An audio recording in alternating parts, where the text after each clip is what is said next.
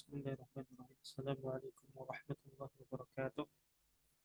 Waalaikumsalam warahmatullahi wabarakatuh. Alhamdulillah wassalatu wassalamu ala Rasulillah wa ala alihi wa sahbihi wa man wala ma ba'du.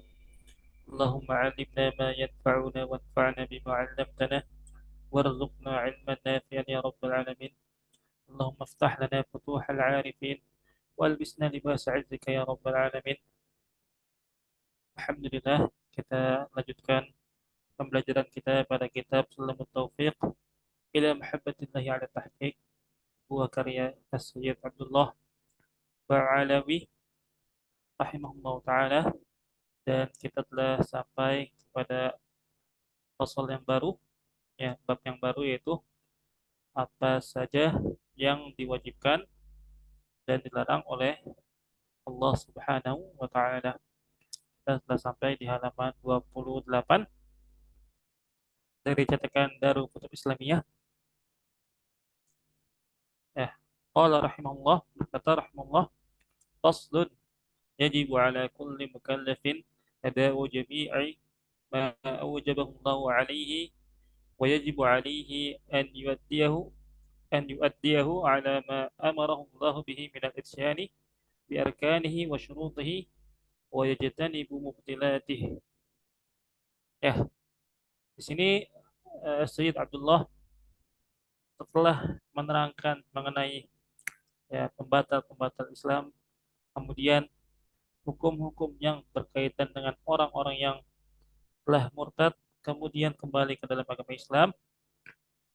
Dan di bab selanjutnya beliau rahimahullah menjelaskan tentang mengenai apa saja yang wajib dijalani oleh seorang muslim dan apa saja yang wajib dijauhi dari larangan-larangan yang telah Allah tetapkan yang wajib untuk dihindari oleh setiap muslim. Ya, di sini beliau berkata wajib bagi setiap mukallaf. Ya, wajib bagi setiap mukallaf. Nah, mukallaf di sini maksudnya adalah al-balighu al-aqil. Al-balighul aqil, ya. Orang yang telah mencapai usia balik dan juga orang yang berakal, ya. Nah, di dalam agama kita untuk mengetahui usia seseorang sudah balik atau belum itu bisa diketahui dengan ciri-ciri. Misalnya, ya, untuk mengetahui waktu balik bagi seorang laki-laki adalah dengan telah eh, telah datangnya ihtilam, ya, telah datangnya ihtilam, yaitu mimpi basah. Nah, atau dengan telah capainya umur dia, ya, sampai ke umur 15 tahun. Sampai ke umur 15 tahun. Adapun untuk perempuan misalnya, ya, yang pertama apabila dia telah haid, ya.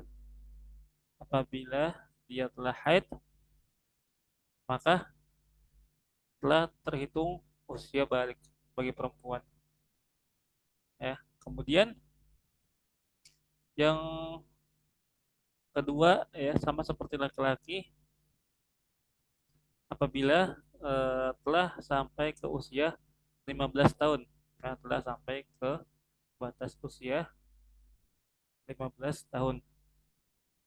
Nah, maka apabila seseorang, ya, telah memenuhi tanda-tanda tadi atau telah mengalami tanda-tanda tadi, maka bisa dikatakan bahwasanya dia telah balik. Bahwasanya dia telah balik. Nah, selanjutnya adalah al-aqil. Itu yang berakal. Akil di sini yang maksudnya adalah lawan dari jahil, ya, jahil. Dalam artian adalah yaitu yang pertama orang yang apa namanya, gila misalnya, ya. Yang pertama gila, Dan yang kedua, orang yang akalnya itu eh, tertutup, ya, tertutup misalnya eh, dalam keadaan tidur, maka dia tidak termasuk ke dalam al-aqil. Atau orang yang ke dalam keadaan eh, koma misalnya, maka dia tidak termasuk ke dalam aqil. Kemudian yajibu ala kulli mukallafin, wajib bagi setiap mukallaf ada jami'i ma aujabahu Allah alaih, untuk melaksanakan segala sesuatu yang telah Allah wajibkan. Wajibu alaihi an yuaddiyahu ala ma amarahu Allah bihi min al-ityani bi arkanih. Ya, dan wajib bagi dia untuk melaksanakannya dengan seperti apa yang Allah Subhanahu wa taala perintahkan, ya, untuk eh, dilaksanakan dengan sesuai, ya, dengan sesuai ketentuannya. Ya, seperti apa misalnya al-ityan bi arkanihi, ya, dengan mendatangkan seluruh arkan-arkannya, ya, rukun-rukunnya, wa syuruti, dan memenuhi syarat-syaratnya, wa yajtanibu mubtilati, dan juga menjauhi eh, hal-hal yang dapat membatalkan eh, yang wajib tersebut. Kemudian wajibu alaihi amru man ra'ahu tarika syai'in minha, dan wajib bagi seorang, ya, menyuruh orang yang meninggalkan sesuatu apapun dari apa-apa yang telah Allah wajibkan. Apabila seorang muslim melihat seseorang meninggalkan sesuatu yang telah Allah tetapkan di dalam agama kita, baik itu misalnya sholat 5 waktu atau saum Ramadan, maka wajib bagi kita sebagai saudaranya untuk menyuruhnya agar ia melaksanakan apa yang telah Allah perintahkan. Au ya'ti biha ala ghairi wajiha, au ya'ti biha ala ghairi wajiha, ya, atau dia melaksanakannya tapi tidak sesuai dengan ketentuan yang telah Allah tetapkan. Maka apa yang harus dilakukan? Ya, maka kita harus mengingatkannya, ya, mengingatkannya sesuai dengan kemampuan kita. Nah, di sini beliau berkata, wajibu alaihi qahruhu ala dzalik. Wajibu alaihi qahruhu ala dzalik. Dan wajib, ya, baginya qahruhu, ya, untuk eh, memaksanya ala dzalika, ya, untuk melaksanakan perintah tersebut, in qadara alaihi, kalau sekiranya dia mampu untuk memaksa. Atau dia sekiranya mampu untuk memaksa. Nah, tentunya eh, ini tidak berlaku untuk setiap orang, tidak berlaku untuk setiap orang. Hanya berlaku bagi orang-orang yang memiliki wewenang atau kekuasaan penuh.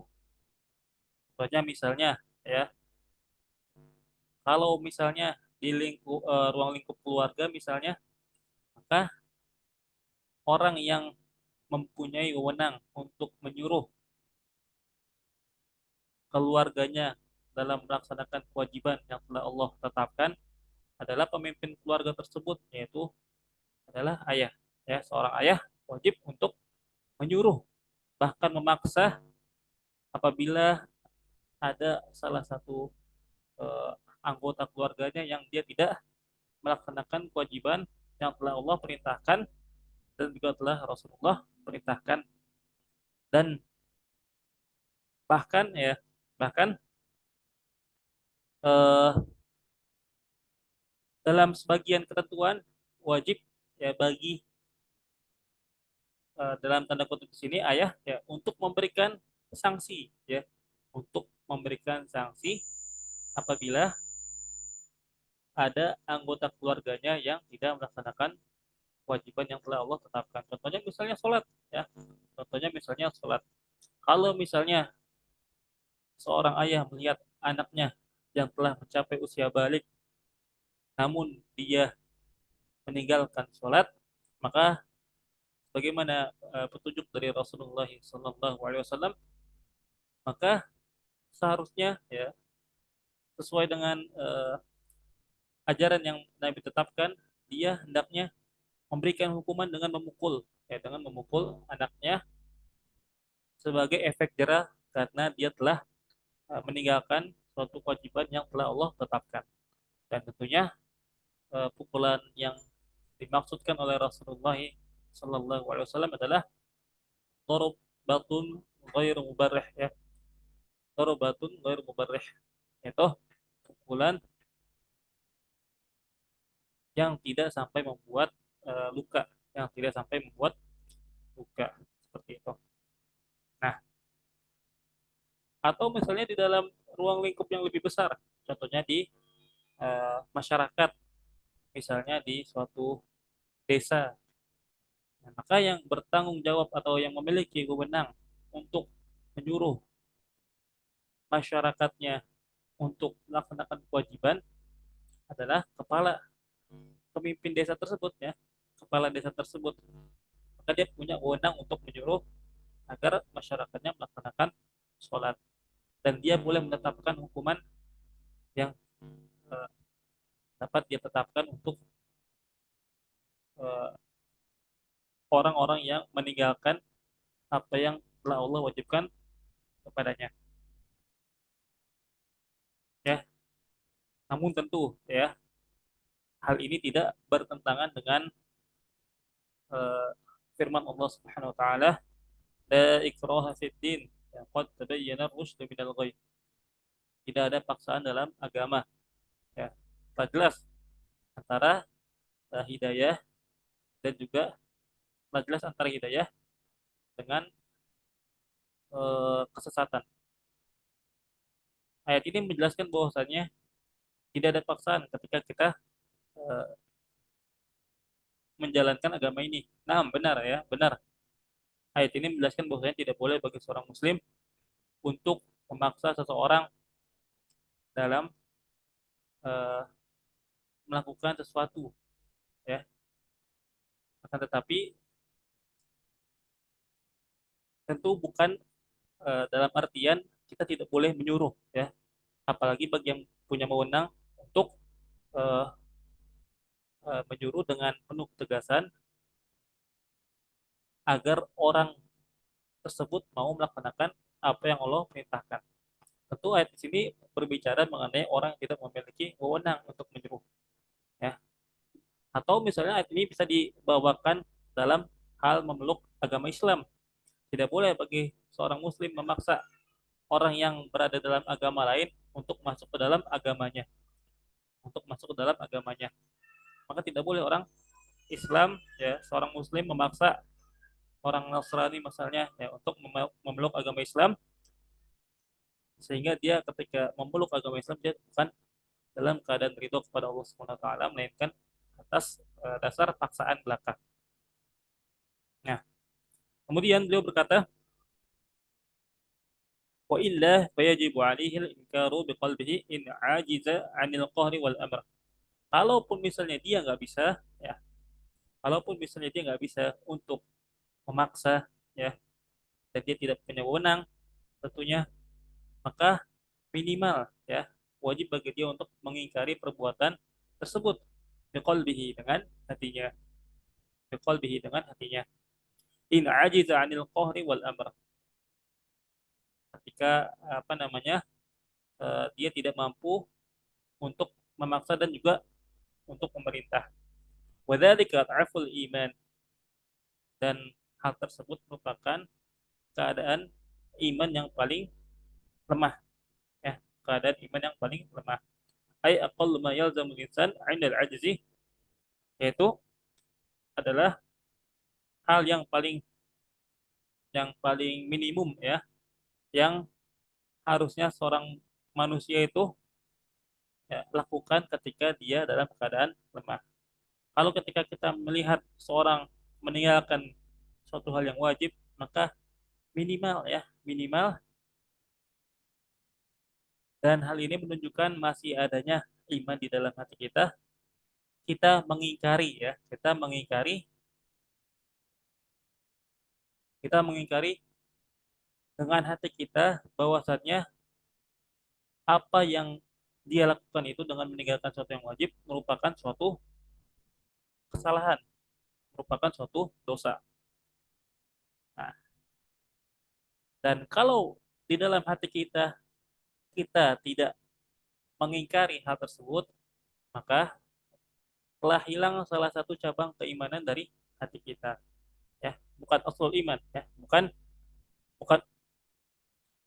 eh, pokok iman yang hilang, tapi melainkan salah satu cabang dari cabang-cabang iman di dalam hati kita. Ya, bagaimana yang Rasulullah sabdakan bahwasanya iman itu memiliki cabang. Iman itu memiliki cabang. Yang paling eh, tinggi adalah qaulu la ilaha illallah. Ya, cabang yang paling tinggi itu yang paling besar adalah mengucapkan kalimat la ilaha illallah, tiada Tuhan selain Allah. Dan yang paling rendahnya adalah imatatul adza anit thoriq. Imatatul adza anit thoriq. Yaitu dengan eh, menghilangkan gangguan dari jalan, menghilangkan gangguan dari jalan.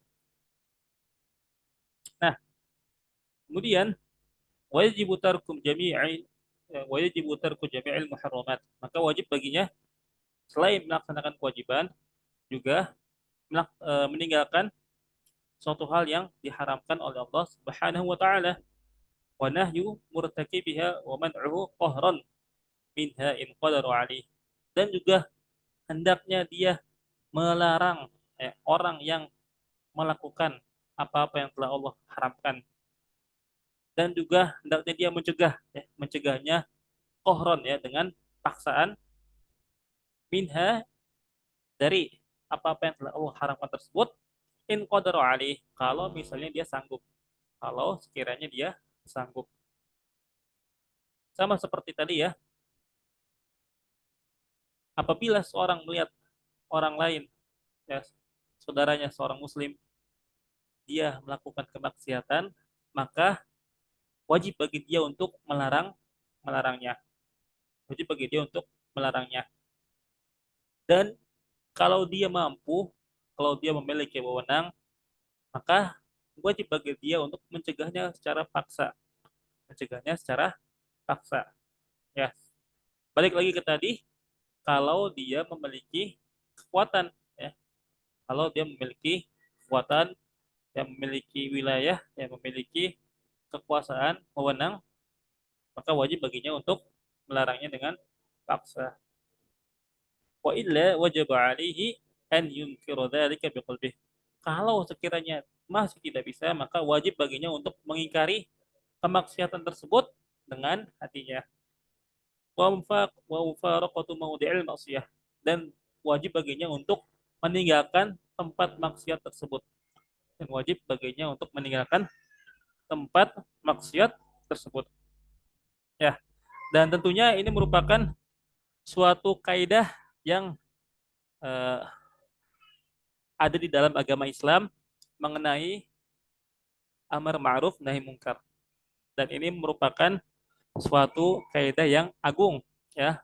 Suatu kaidah yang agung yang, ya, Rasulullah SAW sebutkan di dalam hadis, ya, bahwasanya beliau pernah bersabda, "Man ra'a minkum munkaran falyughayyirhu biyadihi, fa in lam yastati' fa bilisanihi, fa in lam yastati' fa biqalbihi, wa dzalika adhaful iman." Ya, beliau pernah bersabda, barang siapa yang melihat kemungkaran, maka hendaknya ia mengubahnya dengan tangannya. Kalau sekiranya dia tidak mampu, maka hendaknya dia mengucapkan, ya, mencegahnya dengan lisannya. Ya. Kalaupun sekiranya dia tidak bisa dan tidak mampu, maka hendaknya dia mengingkari, ya, di dalam hati, dan hal tersebut merupakan selemah-lemahnya keimanan. Hal tersebut merupakan selemah-lemahnya keimanan. Nah, dari hadis ini para ulama memberikan suatu dawabit, ya, suatu ketentuan-ketentuan dalam kita beramar ma'ruf nahi mungkar. Dalam kita beramar ma'ruf nahi mungkar. Ya, misalnya, ya, yang pertama, ketika kita beramar ma'ruf nahi mungkar, maka yang kita perlu perhatikan, kalau sekiranya ketika kita melakukan amar ma'ruf nahi mungkar, maka ya akan muncul keburukan yang lebih parah dari apa yang telah terjadi atau keburukan yang semisal, maka kita tidak wajib untuk melakukan amar ma'ruf nahi mungkar. Ya, contohnya misalnya, ya ketika kita melihat suatu kemungkaran, ya contohnya misalnya seseorang sedang melaksanakan eh, apa namanya eh, konser misalnya ya dengan memperlihatkan aurat wanita dan lain sebagainya. Kemudian kita sebagai orang yang tidak memiliki wewenang, ya bukan pemimpin daerah tersebut, ya dan bukan orang yang memiliki power, maka kalau sekiranya kita menyuruh ya atau melarang untuk diadakannya acara tersebut, dan hal tersebut akan membawa kepada kemudaratan bagi diri kita, ya misalnya kita akan diancam dengan suatu hal yang buruk misalnya, atau keluarga kita, atau bahkan orang tersebut ketika kita larang maka dia akan melakukan hal yang lebih parah atau yang semisalnya, ya misalnya melakukannya sambil melakukan maksiat yang lain, ya maka tidak wajib bagi kita untuk beramar ma'ruf nahi mungkar. Tidak wajib bagi kita untuk beramar ma'ruf nahi mungkar. Nah, dan yang kedua, ya ketentuan dalam beramar ma'ruf nahi mungkar disebutkan oleh para ulama. Yang kedua adalah apabila ketika ingin melakukan amar ma'ruf nahi mungkar, namun kita tahu bahwasannya orang yang akan kita uh, ajak kepada kebaikan, ya orang yang akan kita larang dari keburukan ini, dia tidak memiliki kesikohan, ya tidak percaya, tidak akan mendengar omongan kita, maka tidak wajib bagi kita untuk menasihatinya. Maka tidak wajib bagi kita untuk menasihatinya. Nah, dan hukumnya sunnah. Ketika dia ingin menasihati saudaranya yang tidak percaya kepadanya, yang tidak uh, mendengarkan ucapannya, maka tidak wajib atau sunnah hukumnya untuk seorang tersebut menasihati saudaranya yang jatuh ke dalam kemaksiatan atau meninggalkan kewajiban. Dan ini merupakan uh, bentuk keindahan dan kemudahan Islam, ya bentuk keindahan dan kemudahan agama Islam.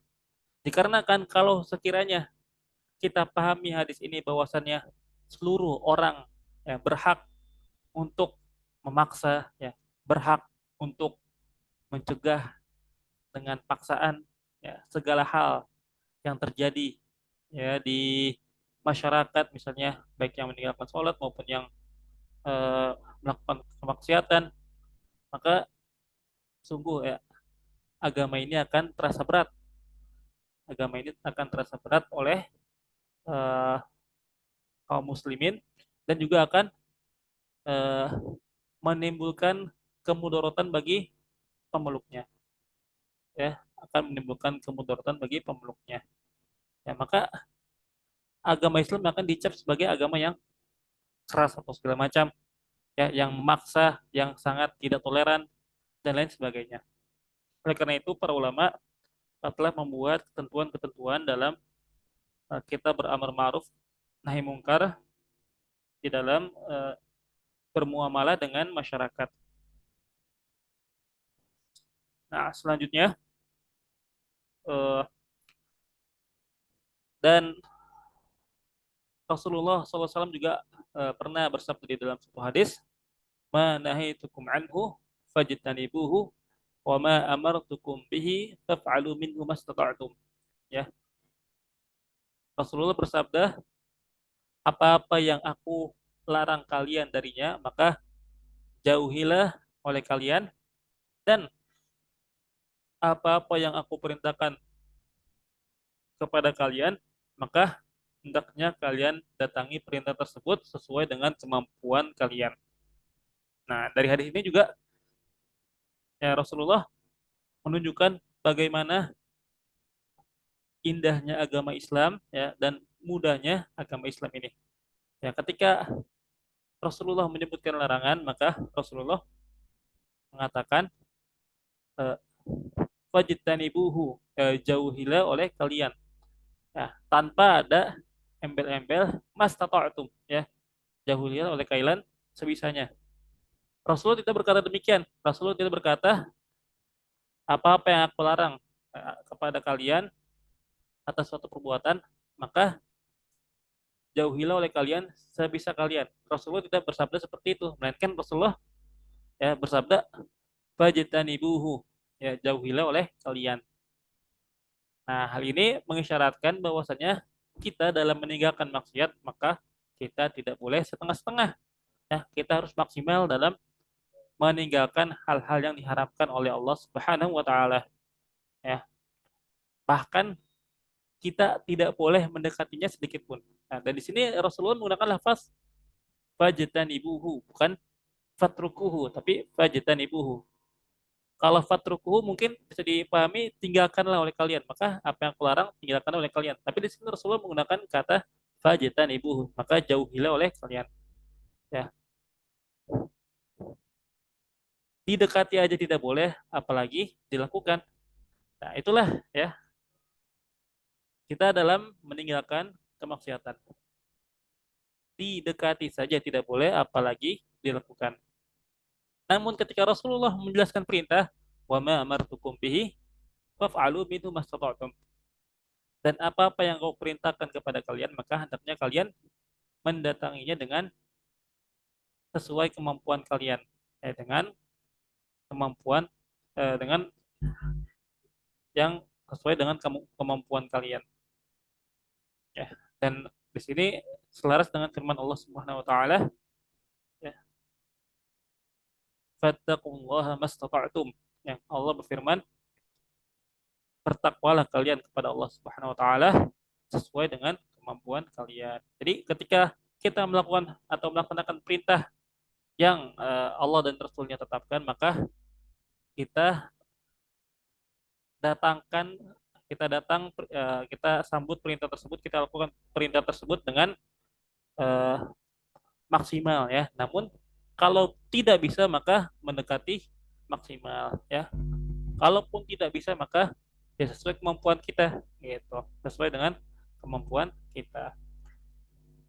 Ya, misalnya kita hanya bisa melaksanakan yang wajib, ya, selama hal tersebut bukan dikarenakan kemalasan kita, ya, atau apa namanya, eh, bencinya kita terhadap melaksanakan ibadah, maka ya kita masih selamat, ya, kita masih selamat.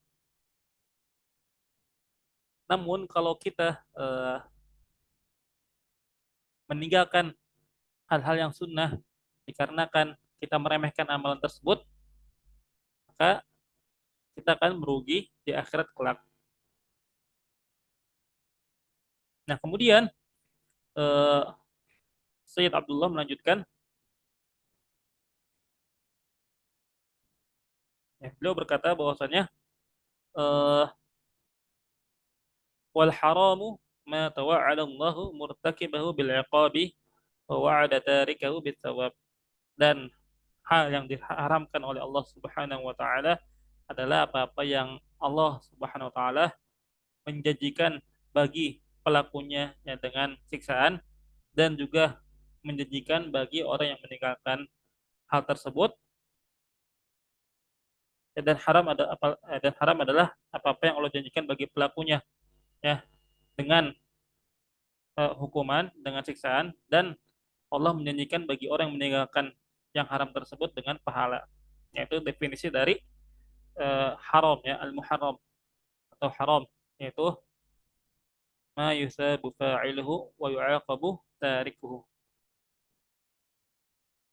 afwan ma yusabu tarikhu wa yu'aqabu fa'iluhu, yaitu adalah orang-orang yang mendapatkan pahala bagi yang meninggalkannya dan mendapatkan siksaan bagi yang melakukannya. Nah, kemudian beliau berkata, faslun faminal wajibi khamsu salawatin fil yaumi wal lailah. Eh, pasal yang baru. Dan di sini beliau rincikan apa saja yang Allah Subhanahu wa taala wajibkan kepada hambanya ya dari ibadah-ibadah dan lain-lainnya. Yaitu yang pertama adalah khamsu salawatin, yaitu salat 5 waktu fil yaumi wal lailah, ya di siang dan malam hari. Yang pertama adalah az-zuhru, ya yaitu waktu zuhur, ya salat zuhur. Yaitu yang pertama adalah salat zuhur. Nah, sebelum kita masuk ke pembahasannya, di sini ada sedikit faedah yang disebutkan oleh eh, Syekh Muhammad Nawawi Al-Bantani di dalam syarahnya, yang wajib ya bagi seorang muslim ketika masuknya waktu sholat, ya yang wajib bagi setiap muslim ketika telah masuk, telah datang waktu sholat yang wajib, ya yaitu satu dari dua hal, dan ini wajib dihadirkan dan eh, diniatkan bagi setiap muslim. Yang pertama adalah imma fi'luha, ya yaitu yang pertama dia hendaknya eh, melakukannya langsung ketika masuk waktu sholat, dia melaksanakan sholat tersebut secara langsung setelah waktunya masuk, atau kalau misalnya dia tidak melaksanakan langsung, maka wajib baginya melakukan yang kedua, yaitu al-azmu ala fi'liha, yaitu berazam untuk melaksanakan sholat tersebut. Supaya kenapa? Supaya eh, kita tidak terkena atau tidak eh, supaya kita tidak terkena dosa sebagai orang-orang yang mengakhirkan sholat, sebagai orang-orang yang mengakhirkan sholat. Dan apabila kita diwafatkan oleh Allah Subhanahu Wa Taala, ketika kita mengakhirkan sholat, namun kita tidak mengazamkan, kita tidak berazam kita akan melaksanakan sholat, maka kita mati dalam keadaan bermaksiat. Maka kita mati dalam keadaan bermaksiat kepada Allah Subhanahu Wa Taala. Oleh karena itu, hendaknya bagi seorang muslim ketika telah datang waktu sholat, hendaknya dia melakukannya ya di awal waktu, atau ketika dia tidak mampu untuk melakukannya di awal waktu, hendaknya dia berazam untuk melakukan sholat tersebut, ya hendaknya dia berazam untuk melakukan sholat tersebut, ya. Az-zuhru, ya yang pertama adalah sholat zuhur, wa waqtuha, dan waktunya adalah idza zalatis syamsu, ketika matahari ya tergelincir, ila masiri dzilli kulli syai'in mithlahu wa dzillil istiwa, ya ketika matahari telah tergelincir sampai ya bayangan sampai pada waktu bayangan sesuatu apapun itu ukurannya sama dengan bentuk aslinya, dengan ukuran aslinya, ya kemudian ditambah ya dari bayangan setelah tergelincir tadi, eh ditambah bayangan dari setelah tergelincir tadi. Maksudnya gimana? Maksudnya adalah waktu sholat zuhur itu dari waktu setelah tergelincir matahari sampai waktu sholat asar tiba. Ya, karena waktu sholat asar itu adalah ketika bayangan suatu benda itu sama dengan ukuran bendanya, ya. Namun ditambah sedikit dengan bayangan setelah waktu zawal, ya. Nah, maka itu merupakan waktu sholat asar. Ya, jadi waktu zuhur itu dari waktu tergelincir matahari sampai waktu sholat asar tiba. Wal asru, dan sholat asar waktuha, ya, dan waktunya adalah min ba'di waqti zuhri, ya, dari waktu setelah sholat zuhur ila maghribis syams, sampai waktu terbenamnya matahari, sampai waktu terbenamnya matahari. Wal maghribu, ya, waktu maghrib adalah min ba'di maghribis syamsi, ya, sampai dari waktu terbenamnya matahari ila maghribis syafaqil ahmar, sampai waktu eh, hilangnya saga merah, sampai waktu hilangnya saga merah di ufuk, yang itu menandakan waktu isya telah datang. Wal isya'u wa waqtuha, dan salat isya itu waktunya min ba'di waqtil maghrib, ya, dari waktu setelah maghrib, yaitu eh, pada maghrib syafaqil ahmar, setelah hilangnya saga merah, ila tulu'il fajr shadiq, sampai terbitnya fajar shadiq, ya, sampai terbitnya fajar shadiq. Dan itu merupakan waktu datangnya waktu salat subuh, ya, datangnya waktu salat subuh. Was subhu wa waqtuha min ba'di waqtil isya'i ila tulu'i syams, dan subuh waktunya itu, ya, dari setelah waktu salat isya, yaitu, ya, ila fajri ila tulu'il fajri shadiq, sampai ila tulu'i syams, waktu terbitnya matahari, sampai waktu terbitnya matahari.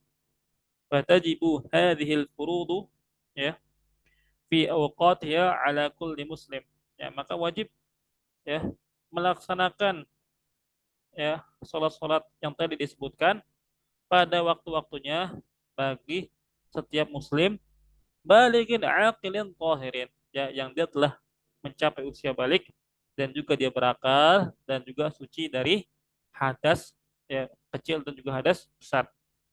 Maka wajib bagi setiap muslim melaksanakan sholat tersebut sesuai dengan waktu yang ditetapkan oleh Allah dan Rasulnya. Itu. Dan ini berdasarkan eh, hadis yang disabdakan oleh Rasulullah SAW, khamsu salawatin katabahunallahu alal ibad, qal, ya,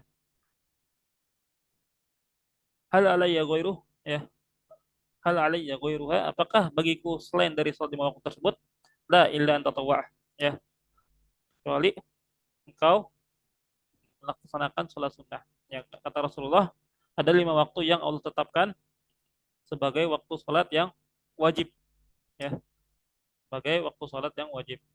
Dan Allah berfirman dalam Al-Quran, Inna sholata kanat alal mu'minina kitaban mawquta. Sungguh Allah telah menetapkan sholat, ya, sesuai dengan waktu-waktunya. Dan kemudian fayahrumu taqdimuha ala waqtiha, ya.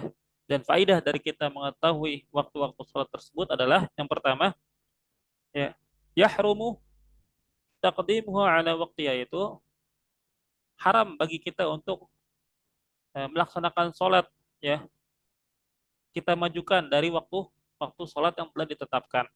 Tidak boleh seseorang melaksanakan sholat zuhur sebelum waktu zuhur itu datang, dan tidak boleh, ya, juga seseorang melaksanakan sholat asar di waktu sholat zuhur, ya, itu tidak diperbolehkan, ya, kecuali dalam keadaan jamak misalnya, ya. Namun hal tersebut ada ketentuan-ketentuan yang perlu diperhatikan. Kemudian wa ta'khiruha anhu li ghairi udhrin, dan mengakhirkan sholat tersebut, ya, sampai keluar dari waktunya li ghairi udhrin, tanpa adanya udzur syar'i, tanpa adanya udzur syar'i. Ya. Maka dengan qaid di sini li ghairi udhrin, ya, keluar apabila eh, kita mengakhirkan sholat dengan adanya udzur. Kalau ketika kita mengakhirkan sholat disebabkan karena uzur, ya, dan uzur di sini maksudnya adalah seperti ketiduran misalnya, ya, atau lupa misalnya, maka kita tidak berdosa dan boleh melaksanakan sholat, ya, di luar waktunya tanpa eh, tanpa terhitung ke dalam dosa. Fa in tara'a mani'un, kalau sekiranya datang penghalang ya secara tiba-tiba, kahaidin ya seperti haid misalnya, ba'da ma madha min waqtiha, ya setelah waktu sholat tersebut ya berlalu, ma yasauha, ya, yang cukup ya untuk dilaksanakan, wa tuhriha li nahwi salisin, ya, dan juga telah suci orang yang menderita salisul baul, yang apa namanya menderita penyakit ya yang tidak bisa mengontrol pipis ya, tidak bisa mengontrol buang air kecil. Ketika ada seorang yang terkena penyakit, dia tidak bisa mengontrol keluarnya air kencingnya misalnya ya. Dan ketika pada saat dia eh, tidak keluar air kencingnya dan dia kemudian berwudu ya, dan kemudian dia berwudu ya, maka wajib ya baginya ketika telah datang ya waktu yang bisa ia untuk melaksanakan sholat,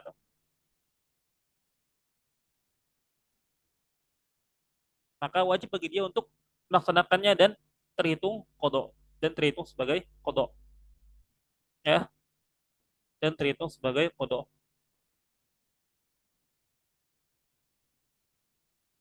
ya. Kalau sekiranya apa namanya seorang yang apa namanya haid ketika misalnya waktu zuhur telah telah datang, kemudian selang beberapa waktu dia belum apa, ketika ada seorang perempuan telah datang waktu zuhur, kemudian di tengah-tengah waktu tersebut tiba-tiba dia haid ya, tiba-tiba dia haid namun dia belum melaksanakan sholat, nah maka ketika eh, telah datang waktu sucinya, maka wajib bagi dia untuk mengqadha sholat tersebut. Atau untuk bagi penderita salisul baul ya, orang yang terkena penyakit tidak bisa mengontrol pipis, maka ketika datang waktu dia mungkin untuk melaksanakan sholat, ya, maka hendaknya dia melaksanakan sholat walaupun sholat tersebut telah keluar dari waktunya dan terhitung sebagai qadha. Au zawalul mani'i faqad baqiya minal waqti qadra takbiratin lazimat, atau telah hilang penghalang tadi ya, telah hilang penghalang tadi ya, atau misalnya ketika seorang yang telah suci dari haid ya, kemudian dia suci misalnya ketika waktu asar telah hampir habis ya, hanya tersisa sekitar orang melakukan takbiratul ihram, hanya sisa waktunya sekitar seperti orang melaksanakan takbiratul ihram dengan waktu yang sangat singkat, sangat pendek ya, sangat mepet sekali. Nah, maka wajib ya bagi perempuan tersebut yang telah suci dari haid tersebut, dia melaksanakan sholat tadi ya, dia melaksanakan sholat tadi. Wa kadza ma qablaha in jumi'at ma'aha, dan juga sholat yang sebelumnya kalau misalnya dia termasuk ke dalam sholat yang dapat dijamak waktunya. Ya, misalnya di sini contohnya ketika seorang perempuan ya, dia haid tadi ya, di waktu asar hampir habis. Afwan, dia suci dari haidnya di waktu sholat asar hampir habis, maka dia wajib untuk mandi, bersuci, kemudian dia mengkodok sholat asar bersama dengan sholat zuhur sebelumnya. Ya, walaupun ketika waktu zuhur tersebut dia belum suci dari haidnya, namun wajib bagi dia untuk mengulangi sholat zuhurnya juga, karena sejatinya sholat zuhur dan asar itu secara global itu merupakan satu waktu yang dapat seorang hamba menjamak sholat tersebut ya, dapat seorang hamba untuk menjamak sholat tersebut. Nah itu kata Nabi ya, bahwasanya sholat zuhur dan asar itu merupakan eh, satu waktu yang sama. Kemudian juga sholat maghrib dan isya itu juga merupakan satu waktu. Sehingga apabila seorang perempuan dia suci ya di waktu isya ya, maka dia wajib mengganti dia wajib melaksanakan sholat isya dan juga mengganti sholat maghrib sebelumnya, dan dia wajib mengganti sholat maghrib sebelumnya, seperti itu ya, dikarenakan waktu maghrib dan isya itu merupakan satu waktu ya yang dapat seorang hamba untuk menjamak kedua sholat tersebut. Nah, kecuali dikecualikan seperti waktu subuh misalnya, maka subuh tidak memiliki waktu yang dapat dijamak ya, isya tidak bisa dijamak dengan sholat subuh, atau juga sholat subuh juga tidak bisa dijamak dengan sholat zuhur, maka sholat subuh dikecualikan dari kekhususan hukum ini ya, karena subuh hanya satu waktu saja, subuh hanya satu waktu saja, tidak memiliki waktu yang dapat dijamak dengan sholat subuh. Baik ya,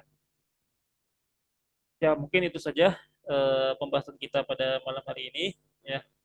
Mohon maaf apabila terdapat penjelasan yang mungkin agak sedikit membingungkan, dikarenakan kita telah masuk ke dalam pembahasan fikih setelah kita membahas masalah usul, dan insya Allah mungkin kalau ada pertanyaan bisa kita diskusikan di grup juga ya. Namun untuk hari ini kita cukupkan sampai saat ini. Kurang lebihnya mohon maaf. Kita tutup dengan doa kafaratul majlis. Subhanakallahumma wa bihamdika asyhadu an la ilaha illa anta astaghfiruka wa atubu ilaik. Assalamualaikum warahmatullahi wabarakatuh. Waalaikumsalam warahmatullahi wabarakatuh. Mungkin keluar ya.